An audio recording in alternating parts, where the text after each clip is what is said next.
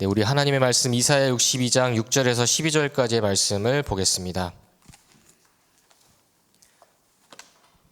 네, 구약성경 이사야 62장 6절에서 12절까지의 말씀, 구약성경 1043페이지에 나와 있습니다. 이사야 62장 6절에서 12절까지의 말씀을 다 같이 합독하도록 하겠습니다. 예루살렘이여, 내가 너의 성벽 위에 바수꾼을 세우고 그들로 하여금 주야로 계속 잠잠하지 않게 하였느니라. 너희 여호와로 기억하시게 하는 자들아, 너희는 쉬지 말며 또 여호와께서 예루살렘을 세워 세상에서 찬송을 받게 하시기까지 그로 쉬지 못하시게 하라. 여호와께서 그 오른손 그 능력의 팔로 맹세하시되 내가 다시는 내 곡식을 내 원수들에게 양식으로 주지 아니하겠고 네가 수고하여 얻은 포도주를 이방인이 마시지 못하게 할 것인즉 오직 추수한 자가 그것을 먹고 나 여호와를 찬송할 것이요 거둔 자가 그것을 나의 성소뜰에서 마시리라 하셨느니라. 성문으로 나아가라 나아가라. 백성이 올 길을 닦으라. 큰 길을 수축하고 수축하라. 돌을 제하라. 만민을 위하여 기치를 들라. 여호와께서 땅끝까지 선포하시되 너희는 딸 시온에게 이르라. 보라, 내 구원이 이르렀느니라. 보라, 상급이 그에게 있고 보응이 그 앞에 있느니라 하셨느니라. 사람들이 너를 일컬어 거룩한 백성이라. 여호와께서 구속하신 자라 하겠고 또 너를 일컬어 찾은 바 된 자요 버림받지 아니한 성읍이라 하리라. 아멘. 자, 오늘 렘넌트 리더의 미래 준비와 플랫폼이라는 우리 기도수첩의 말씀을 가지고 또 말씀을 나누도록 하겠습니다. 성경에는 이제 불신자들이 이해할 수 있는 부분이 있고 또 신자들이 이해할 수 있는 부분이 있다라고 말씀을 하셨죠. 그리고 또 전도자들만 이해할 수 있는 부분이 분명히 있습니다. 그런 중에도 제가 볼 때는요, 이제 성경에는 뭐 많은 이제 제자라고 하는 그런 사람들이 있지만, 소위 말해서 렘넌트라고 하는 사람들이 있지만, 그 중에서도 렘넌트 리더가 있고, 그 중에서도 렘넌트 서밋이 있다. 저는 그런 생각을 하게 됩니다. 이번에 이제 성경학교라든지 WRC라든지 또 많은 훈련을 앞두고 지금 우리가 기도하고 있는데요. 자, 오늘 이 예배가 우리 귀중한 우리 전도자들에게 또 힘을 얻고 또 답을 얻는 그런 귀중한 시간이 되기를 주님의 이름으로 축복합니다. 사실은 뭐라고 해야 되나요? 많은 이론들 그리고 많은 사상들, 많은 그런 영상들 사실 또 많이 있죠. 어떤 사람들은 뭐 트로트 가수 임영웅의 노래를 들으면 또 위안을 얻고 또 힘을 얻고, 그래서 어떤 식당을 가보니까 임영웅 사진으로 막 도배를 해놓은 데도 있어요.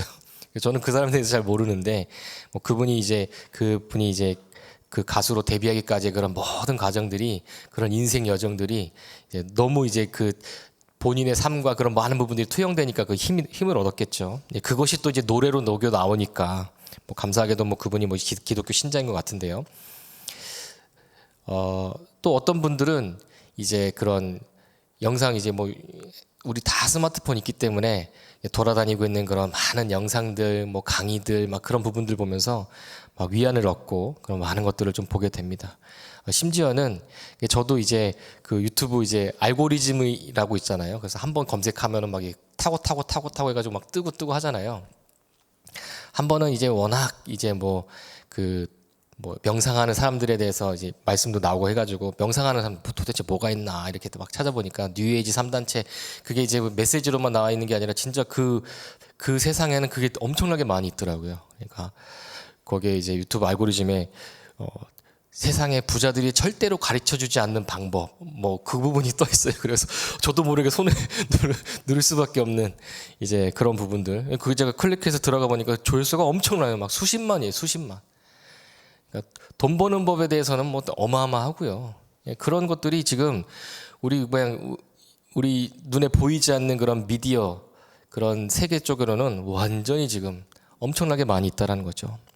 그러니까 그런 영향을 받으면서 심지어는 확인도 안 된 그런 이론과 확인도 안 된 그런 그 뉴스들이나 그런 가십거리들이 수많은 그런 것들로 인해 가지고 우리가 전달받고 영향받고 있다라는 것들을 우리가 좀 볼 수가 있단 말이죠. 자, 제가 왜 이 말씀을 드리냐? 오늘 말씀의 제목처럼 여기 있는 분들은, 예배에 참여하는 분들은 렘넌트 리더입니다. 렘넌트 리더는 어떤 영향을 받아야 되냐? 그 아무것도 하지 말란 얘기냐? 아닙니다. 그걸 다 분별할 수 있어야 되겠죠. 자, 데살로니가전서 2장 13절의 말씀을 보더라도 우리가 사람의 말로 받는 것이 아니라 살아계신 하나님의 말씀으로. 복음은 사실은 길 가는 사람도 예수님이 누구냐? 예수님에 대해서 안다라고 얘기할 수 있겠지만 예수님이 진짜로 하신 일과 예수님이 그리스도라는 사실은 모를 거 아니에요. 믿지도 않을 뿐더러. 복음이 전부라는 거고 복음이 오직이라는 거예요. 지금 붙잡아야 된다는 것이죠. 그거 붙잡을 때 우리가 플랫폼 되고 그거 붙잡을 때 하나님의 성전 된다는 거예요. 그 사실을 잊지 않으시기를 주님의 이름으로 축복합니다. 그래서 오늘 본문의 말씀을 보더라도 이사야라고 하는 이 선지자가 이제 남유다의 선지자였는데 이 선지자가 사실은 플랫폼의 축복을 누렸습니다. 오늘 말씀의 제목처럼요. 이 플랫폼의 축복을 누렸는데 5명의 그 남유다 왕을 섬겼어요. 영향을 줬다는 얘기죠. 물론 이제 그때 당시가 이스라엘이 쪼개지고 북이스라엘은 결국 나중에 멸망받고 남유다만 남았다가 남유다도 결국에는 멸망받고 이사야는 나중에 이제 순교당하는 그런 일들이 벌어졌지만 중요한 것은 이사야가 중요한 사명을 감당했는데 하나님이 주신 언약의 말씀을 갖고 딱 플랫폼의 역할을 감당했다라는 거예요. 그래서 이스라엘에게 이사야서 말씀을 보면은 이사야 7장 14절 많은 말씀이 있지만 이사야 7장 14절에 처녀가 잉태하여 아들을 낳을 것이다. 그 이름을 임마누엘이라 하리라. 완전히 복음을 갖고 있었다는 거죠. 더 나아가서 이사야 53장을 비롯해서 예수님께서 이 땅에 오셔가지고 당해야 될 그 고통과 고난과 모든 문제 다 해결받았다는 것을 정확히 알고 있었고 정확히 전달했다는 거예요. 이사야가 그 축복을 누렸다는 것입니다. 하나님이 저와 여러분들을 이사야와 같은 렘넌트 리더로 플랫폼의 축복을 누리는 그런 증인으로 저와 여러분들을 부르신 줄로 믿습니다. 그거 언약으로 굳게 붙잡으셔야 돼요. 지금 어떤 상황 가운데 있습니까? 지금 여러 가지 가정의 문제, 어려운 그런 상황들, 지금 해결 안 된 그런 부분들, 언약 붙잡고 기도해도 지금 해결 안 되는 그런 많은 부분들 있을 수 있습니다. 근데 상관없습니다. 이사야는 그때 당시에 그런 수많은 그런 문제들이 있었죠. 나라의 문제뿐만 아니라 쉽게 얘기해서 진짜 우리의 문제가 뭐냐 이거예요. 진짜 나의 문제가 뭐냐 이거예요. 남편의 문제입니까? 아내의 문제입니까? 내 문제입니까? 내가 지금 정신적으로 어렵습니까? 우리 가정에 이제 영적 문제로 어려움 당하는 사람이 있습니까? 교회 문제로 지금 고통당하고 있습니까? 해결할 수 없는 그런 경제 문제로 지금도 괴롭습니까?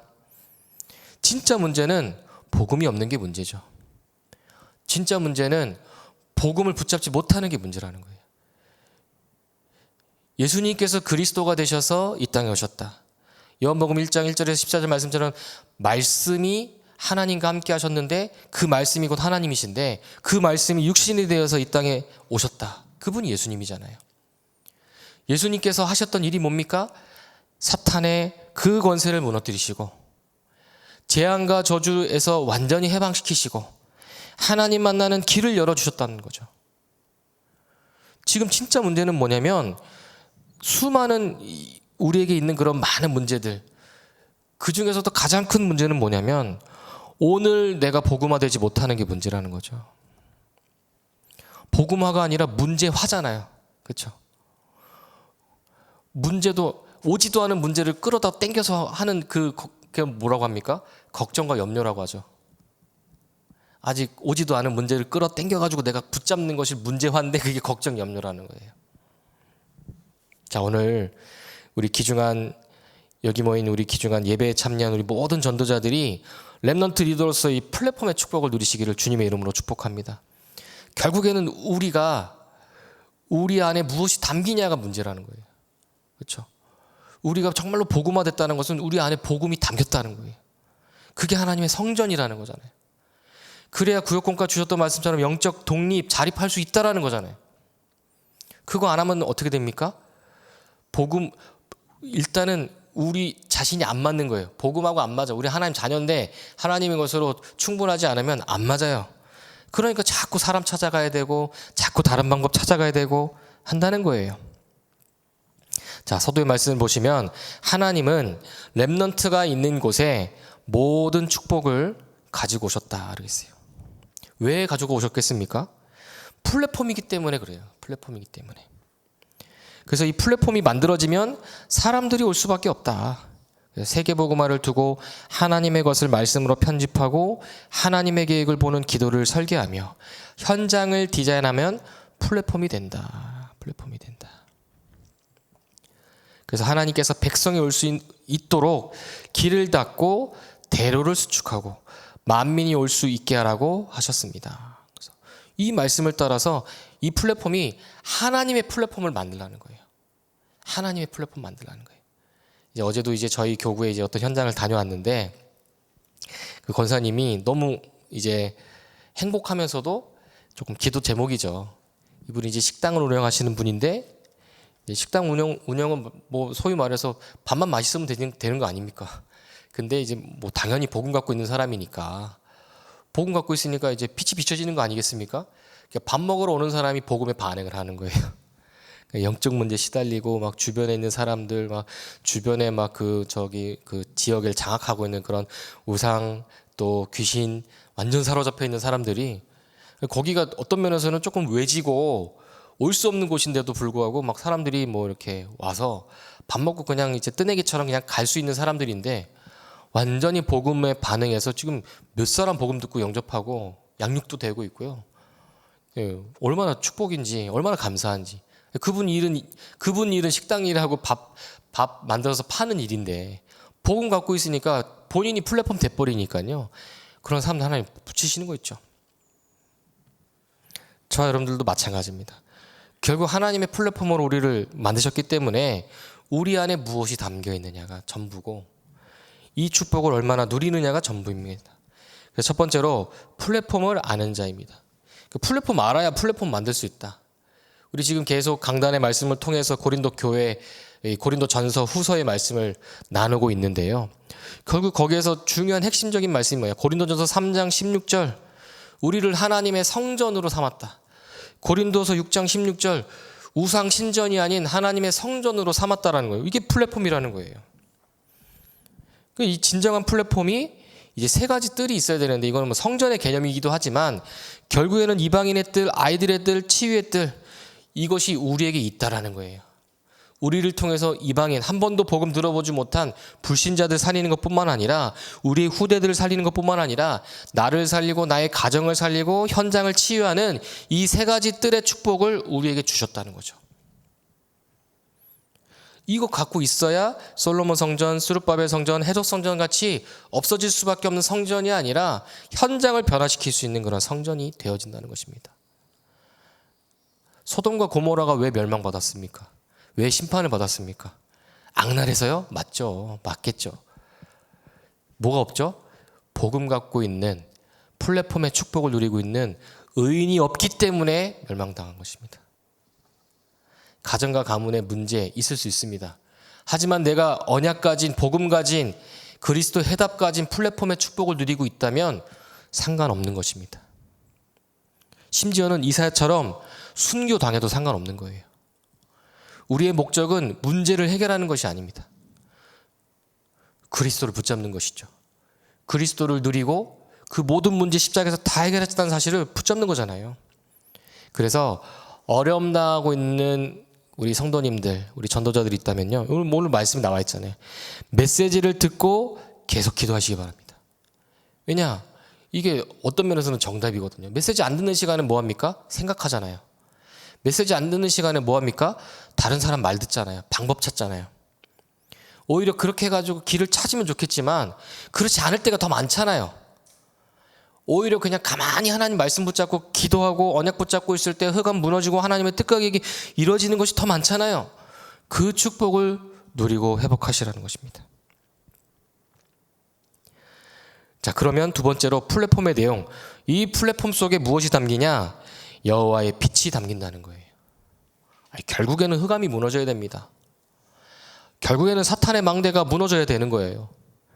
그래야 여호와의 영광, 두 번째 여호와의 영광, 하나님의 망대가 세워지는 거 아닙니까?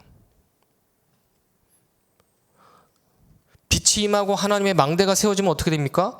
구원과 상급과 보응이 있다. 이게 무엇입니까? 다른 사람이 볼 수 있을 정도의 증거가 된다는 거예요. 다른 사람 못 보더라도 나에게 증거가 된다는 거예요. 다른 사람들은 이해할 수 없는 은혜와 그 축복과 그 능력이 우리에게 임하게 된다는 것입니다. 그러면 오늘도 세 번째로 플랫폼을 준비하시기 바랍니다. 하나님 나를 플랫폼으로 만드셨어요. 그러면 이 플랫폼의 축복을 누리고 있는 사람이 가정에 있다. 이 플랫폼의 축복을 누리고 있는 사람이 현장에 있다. 이 플랫폼의 축복을 누리고 있는 사람이 산업의 현장이든 뭐 학교 현장이든 아니면 가정의 현장이든 그런 많은 현장 속에 있다. 그럼 어떻게 되겠습니까? 그 현장이 또 다른 플랫폼이 되고 그 현장이 하나님의 성전이 된다는 것입니다. 자, 그러면 우리는 플랫폼 준비할 때 뭐만 바꾸면 되냐? 거친 돌을 다 치우기만 하면 됩니다. 그러니까 쉽게 얘기해서 우리 각인뿌리 체질 바꾸라는 거죠. 이것이 다 있어요. 그러니까 고린도 교회에도 복음 들어갔는데도 불구하고 이 거친 돌과 같은 그런 수많은 것들이 있어요. 우리가 맞다라고 생각하는 그런 부분들. 그래서 오히려 우리 생각이 틀렸다. 내 생각 틀렸다. 내 생각 말고 하나님의 생각이 맞다라는 것이 오히려 맞다라는 거죠. 그렇죠?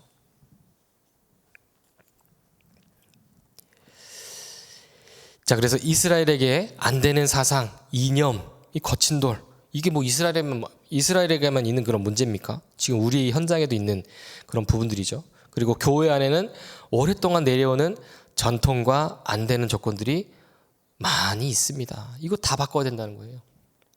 근데 이거 다 바꾼다는 것은 뭐 질서도 없고 뭐 제멋대로 행동해라. 절대 그 뜻이 아닙니다.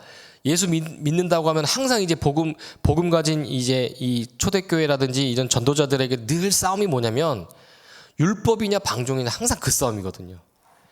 율법 왜 안 지키냐? 이스라엘 사람들은 맨날 그랬고 이방인들은 뭐죠? 복음 받았기 때문에 다 해방받았다. 그러니까 고린도 교회에 들어온 문제 중에 가장 큰 문제가 뭐냐면 방종이거든요. 사실은요. 다 끝난 거 맞죠. 다 끝난 거 맞으니까 마음대로 행동한 거예요. 그러니까 바울이 나중에 뭐라고 얘기하냐? 야, 너 그렇게 하지 마. 우리가 다 할 수 있지만 안 한다. 모든 것 하나님께 영광. 네 몸도 하나님께 영광으로 드려라 그랬잖아요. 엄밀히 따져서는요. 예수님이 지금 나와 함께 하신다. 하나님 지금 나와 함께 하신다. 그렇게 행동할 수 없죠. 하나님 양심을 주셨잖아요. 그렇죠?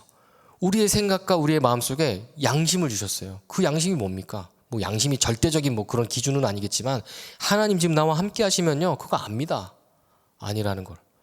그러니까 사탄에게 아니 바울이 뭐라고 고백했냐? 너 자꾸 그렇게 되면은 네 육신은 사탄에게 내어주고 네 영혼이 나중에 구원받는다. 그런 얘기를 하잖아요. 그렇게 할 수 없다라는 거예요. 그 남겨져 있는 오히려 막 그 이방인들이 갖고 있었던 그런 모든 습관들 내려놓고 유대인들이 갖고 있었던 그런 모든 그런 잣대들 내려놓고 그러니까 안 된다니까요. 그렇겠요. 완전히 우리가 또 중요한 이 플랫폼의 축복을 누려야 되는 것입니다. 쉽게 얘기해서 완전히 우리 현장에서 또 완전히 무너졌던 사람들이 온다. 그러면 이 사람에게는 뭐가 익숙하겠습니까? 복음보다는 그 이방의 그런 우상의 그런 습관과 체질과 그런 많은 것들이 익숙할 수 있단 말이에요. 어떤 면에서는 기다려줘야 되는 부분이겠죠. 어떤 부분에서는 가르쳐줘야 되는 부분이겠죠. 근데 그거를 이제 이스라엘의 율법적인 그런 관점으로 가르치면 어떻게 되겠습니까? 이게 안 된다는 거예요. 이 고린도 교회에 일어난 분쟁들이 결국 그 분쟁이에요. 불신앙과 또 그런 어느 정도냐? 그 교회 안에 그 고린도 지역에 팽배했던 음란의 문제가 교회 안에까지 들어왔다니까요. 고린도 그 지역에 어마어마한 신전이 세워졌고 그 지역에 어마어마한 그 수많은 그런 여자 사제들이 막 있었는데 그 사람들이 그 제사 지낼 때마다 음란의 행위를 했다고 하잖아요. 근데 그 문화가 교회까지 들어왔대요. 그 왜 들어왔겠습니까? 그냥 들어온 게 아니라 거기서 복음 받은 사람들 들어와가지고 막 그런 여러 가지 것들 정제되지 않은 이제 각인뿌리 체질 바뀌지 않은 그런 부분들 때문에 온 부분이에요. 그럼 어떻게 되겠습니까? 가르쳐야 되는 부분이죠. 어떻게 가르치겠습니까? 플랫폼의 축복을 갖고 있는 사람들이 가르칠 수 있다는 거예요. 자, 그래서 결론을 보면요. 지금부터 그래서 랩넌트가 미디어와 비대면의 대면화, 금토일 시대를 활용하여 교회의 플랫폼을 만들면 됩니다. 우리만 할 수 있다, 그 얘기가 아닙니다. 우리만이라도 하자는 거예요. 우리만이라도. 많은 교회 있지만 지금 이제 그 확률적으로 보면요, 교회가 문 닫고 있는 건 맞거든요. 확률적으로 보면요, 우리 후대들이 교회를 떠나고 있습니다. 물론 우리 아이들이 지금 점점 줄어들기도 하지만 교회를 떠나고 있는 후대들도 많다라는 거예요. 정말 그래서 기도하셔야 됩니다. 자, 그래서 결론은 뭐냐면 지금 메시지 흐름 속에서 계속 이제 393의 그 축복을 누려라. 저는 이제 요번에 그 주일날 주셨던 그 말씀 중에서 캠페인이라는 단어가 딱 붙잡혔는데, 이게 뭐냐면은 뭐 구호를 외쳐라 그런 부분도 있겠지만, 이 캠페인은 뭐냐면 영향이거든요. 영향을 주는 겁니다. 영향을 전달하는 겁니다. 이게 얼마나 무섭냐? 제가 이제 예전에 저희 어머니한테 왜 나는 동생이 없냐? 나도 막내니까요. 왜 동생이 없냐? 형만 있고 나는 왜 동생이 없냐? 우리도 애들 많았으면 좋겠다 막 했는데, 그때 당시 캠페인이 뭐였냐? 둘만 낳아 잘 기르자. 근데 그게 참 무섭죠. 그게요, 나라의 그런 부분들을 완전히, 그 작은 캠페인인데도 불구하고, 물론 뭐 작진 않았죠. 뭐 학교에 붙여놓고 뭐 난리가 아니었죠. 근데 붙여놓은 것만 해도 그 결혼해서 애 둘 낳고 하나 낳고, 지금은 아예 안 낳는 분위기 돼버렸잖아요. 이게 393이 캠페인이 돼버려야 돼요. 어느 정도로요? 나와 나의 가정과 나의 현장 속에 완전히 전달될 정도로 성삼위 하나님의 축복, 보좌의 능력, 완전히 시대를 바꿀 수 있는 그 캠페인이 될 정도로, 완전히 시대가 바뀌고 현장 바뀔 정도로요, 이 축복을 누릴 수 있도록 바꿔버려야 되는 거예요. 우리 귀중한 전도자들이 오늘 이 플랫폼의 축복을 누리게 될 줄로 믿습니다. 응답받고 승리하시기를 주님의 이름으로 축복합니다. 하나님 아버지 감사드립니다. 오늘이 그날이 될 수 있도록 인도하여 주옵소서. 하나님이 역사하시는 참된 응답의 날이 될 수 있도록 역사해 주옵소서. 하나님, 우리를 망대로 부르시고 우리를 중요한 플랫폼으로 부르신 줄 믿습니다. 393의 이 축복이 우리 안에, 이 복음의 능력이 우리 안에 담겨지게 하시고, 현장과 가정과 또 모든 우리 개인의 인생사 속에서도 남겨져 있는 그런 모든 거친 그런 돌들이 다 무너지고 각인뿌리 체질들이 치유되어지고 해방받는 그런 응답의 증인 될 수 있도록 축복하여 주옵소서. 지금도 살아계셔서 우리와 함께 하시는 예수 그리스도 이름으로 기도합니다. 아멘.